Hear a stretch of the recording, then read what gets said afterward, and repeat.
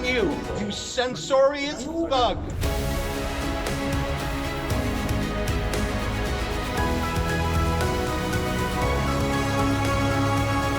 More than 1,300 people slaughtered in Israel, including at least 32 American citizens. Scores of innocents, from infants to the elderly grandparents, Israelis, Americans taken hostage. As I told the families of Americans being held captive by Hamas, we're pursuing every avenue to bring their loved ones home. As president, there is no higher priority for me than the safety of Americans held hostage. Really? Every avenue? The leaders of Hamas are holed up in Qatar, a so-called U.S. ally.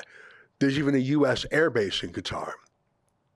And yet when Secretary of State Antony Blinken went there, he didn't say hand over the hostages from Gaza and kick out Hamas's leaders, or we'll put, I don't know, a no-fly zone over Qatar, we'll declare you an enemy, we'll ban your banking from America, whatever. He could have pushed Qatar around in a second if he wanted to, but instead he said, hey guys, we really appreciate you. Thanks so much. What do you think Trump would have done if 32 Americans had been killed and more were held hostage? What do you think that he would have done? And that's it. That's all Biden had to say about that. Here's what he said next. Like so many other, I'm heartbroken by the tragic loss of Palestinian life, including the explosion at the hospital in Gaza, which was not done by the Israelis. We mourn every innocent life lost. We can't ignore the humanity of innocent Palestinians who only want to live in peace and have an opportunity. Okay, but do you know what Biden did? He announced $100 million more for Gaza, which is run by Hamas. There's no other government there. It's Hamas. Let me say that again. Joe Biden just gave another $100 million to the bad guys here. And he says it's because Hamas promised they won't steal it and use it for more rockets. Seriously, here's Deputy National Security Advisor John Feiner. The president pledged $100 million in an aid package to Palestinian civilians, innocent civilians in Gaza and the West Bank. How is the United States going to ensure that none of that ends up in the hands of Hamas? Well, as you know, this was a primary focus of the president's diplomacy yesterday, both in Israel, where he met with the entire Israeli security establishment, but also in his phone conversations with regional leaders, including President al-Sisi of Egypt. Getting assistance into Gaza is a complicated undertaking. It involves essentially securing an understanding among Hamas fighters who control the checkpoint on the other side of the border, among the government of Israel and among the government of Egypt. And the agreement the president secured will enable these trucks to flow as soon as the roadway can be repaired. But the president was also quite clear that if this assistance goes in, it cannot be misappropriated, cannot be taken by Hamas fighters for their own purposes. And so we're going to be watching that very closely. It has to get to Palestinian civilians who need it. It has to. But the question is, from what you just said, is the U.S. then essentially in a position where it has to take the word of Hamas that it will not be taken? I mean, what other guarantee can there be? We believe there is an understanding now among all of the players who control that crossing, the Rafah crossing in Egypt. Oh, we believe there's an understanding. That's not a gaffe. That's not an error. That's their line. Here's another American spokesman, State Department spokesman, Matt Miller. I think the concern the Israeli government has, and they've said this publicly, and they certainly said it privately to us, is that any assistance that goes in will be diverted once it's inside Gaza. That there's not an Israeli military force in Gaza. There's not a UN peacekeeping force in Gaza. The people with guns inside Gaza are Hamas. And so Hamas may try to divert this assistance and keep it from getting to the civilians who it is intended for. We think that's a legitimate concern.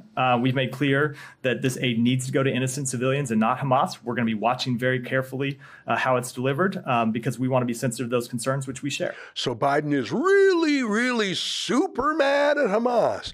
So mad. Not mad enough to tell Qatar to hand over the terrorist leaders. Not mad enough to send in special forces to extract the Americans. Not mad that he's going to give them $1/10 billion. He's going to give them $100 million more because they pinky swear they won't use it to attack Israel or America, which they do and have done. But that's really all Biden had to say about Israel. Then he switched gears and made a pitch for more money for Ukraine. I'm serious. He just came back from a massacre in Israel by Hamas, which was organized in Qatar and directed by Iran. And he's done talking about all that pretty much. Here's what he said next. You know, the assault on Israel echoes nearly 20 months of war, tragedy, and brutality inflicted on the people of Ukraine, people that were very badly hurt since Putin launched his all-out invasion. We've not forgotten the mass graves, the bodies found bearing signs of torture, rape used as a weapon by the Russians, and thousands of Ukrainian children forcibly taken into Russia, stolen from their parents. It's sick. Now, I'm not here to argue degrees of evil, if this war is worse or better than that war, if these victims are more victimized than those. Obviously, there's horrific losses in both wars, but I think there is something unique and particular about the evil barbarity of what happened in southern Israel 2 weeks ago. Live streaming murder and rape and hostage taking and acts of torture, literally no national army in history that I know of, not since, I suppose, Genghis Khan. Not even the Soviets, not even the Nazis bragged about their cruelty to women and children. I do know this, the White House would never, or at least has never, condemn Ukraine as to how it fights back. When Ukraine sent missiles or drones into civilian areas, such as when they sent an attack into downtown Moscow, which is a civilian area, there is no denunciation by America. There was no call for a ceasefire applied to Ukraine only. In fact, the opposite.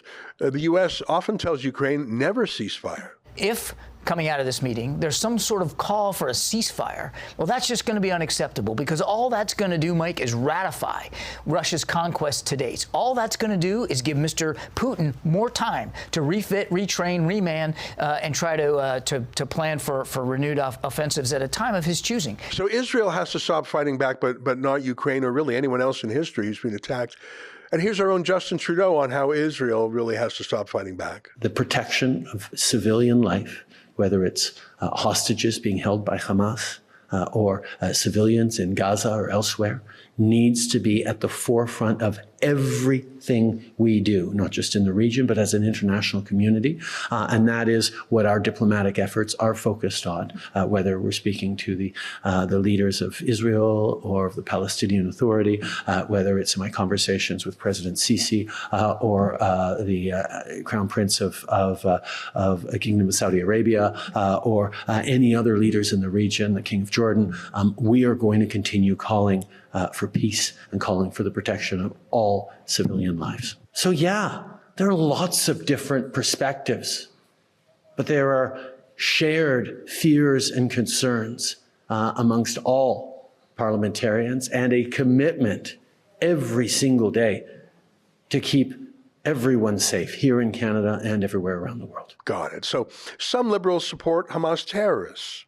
Some oppose Hamas terrorists. Some liberals support Jew killing, and some don't. And that's all fine. Vive la différence. Diversity makes us stronger. He's for peace, don't you know? Except for when he isn't really for peace.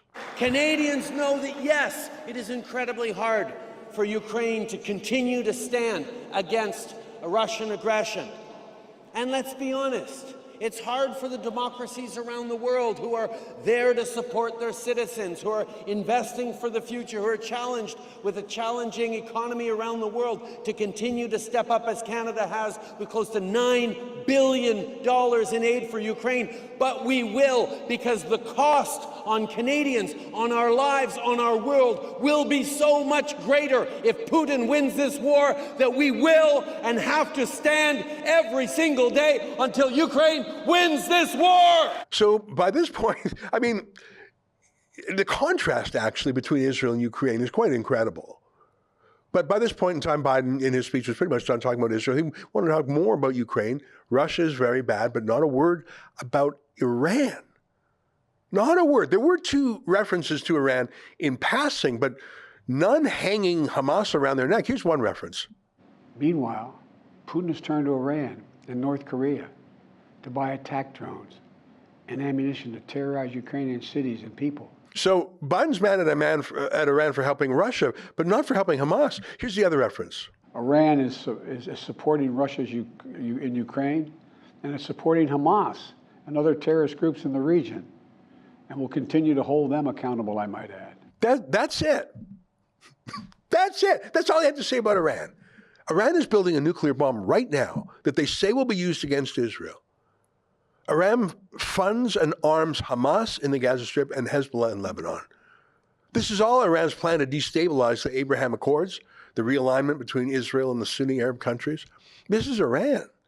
Biden doesn't think so. In fact, he literally gave $6 billion to Iran just a few weeks ago, and another $100 million just promised to Iran's proxy, and that's it. And then he just used the rest of his speech to ask for money. He's asking for $100 billion, most of which is for Ukraine.